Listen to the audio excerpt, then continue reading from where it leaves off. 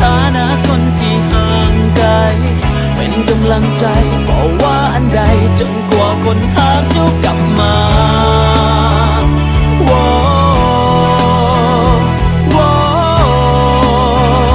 โว้เมื่อได้ยินข่าวว่าเจ้ากำลังเสียใจจากคนที่เจ้านั้นหักหมดหัวใจ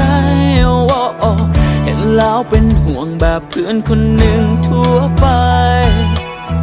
บอกหูเป็นยังน้ำตาเจ้าไหลต้องปวดใจ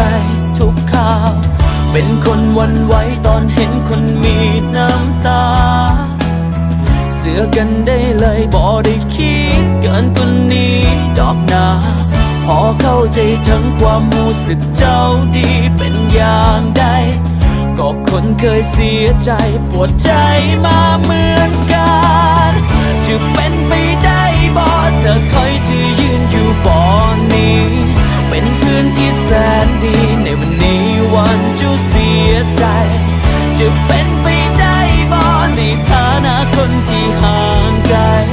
เป็นกำลังใจบอกว่าอันใดจนกว่าวันหาเจ้ากลับมาผมมีแต่เจ้ายังมีหลายคนเคยเสียใจบางคนแอบหักบางคนถูกทิ้งเป็นเรื่องธรรมดาเพียงใช้เวลาความเจ็บจะผ่านพ้นไปและต้องมีหวังจากวันใจนั้นจะกลับมาเป็นเหมือนเก่าเจ้าต้องเข้มแข็งทั้งแม้จะมีน้ำตาปล่อยเขาไปเลยทั้งจะดึงเขาก็บอกกลับมาสิ่งหนึ่งสำคัญก็คือเจ้าหักและแค่ตัวเองห้องให้สะใจให้มันเป็นวันสุดท้ายจะเป็นไปได้บ่เธอคอยจะยืนอยู่บนนี้เป็นเพื่อนที่แสนดีในวันนี้วันจะเสียใจจะเป็นไปได้บ่ในฐานะคนที่ห่างไกลเป็นกำลังใจบอกว่าอันใดจนกว่าคนหาเจ้ากลับมา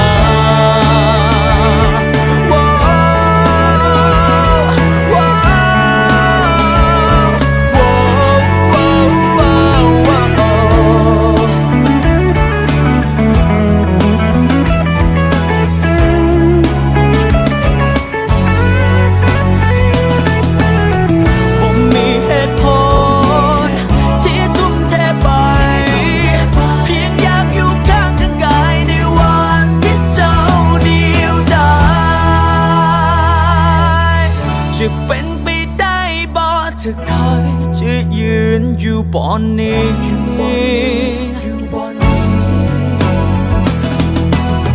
จะเป็นไปได้บ่ในฐานะคนที่ห่างไกล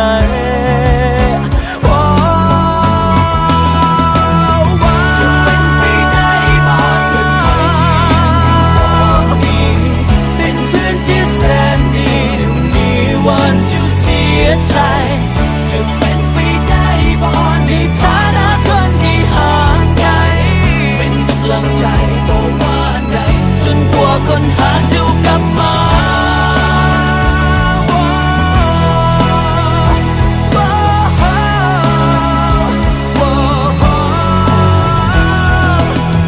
จะเป็นไปได้บ่จะคอยจะขอ